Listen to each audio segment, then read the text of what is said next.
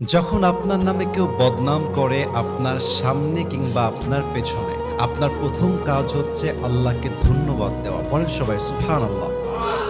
কি সুন্দর কথা আল্লাহ তাআলা বলছেন, খুব খেয়াল করবেন। আল্লাহ বলছেন, সবর ধারণ করো তাদের কথার ব্যাপারে যারা তোমার ব্যাপারে বদনাম করে। এর কারণ আমি আল্লাহ জানি তারা যা বলছে সত্য নয়, বরং তুমি হচ্ছ আসল সত্যবাদী। তুমি সেই অন্যায়টা করো নাই।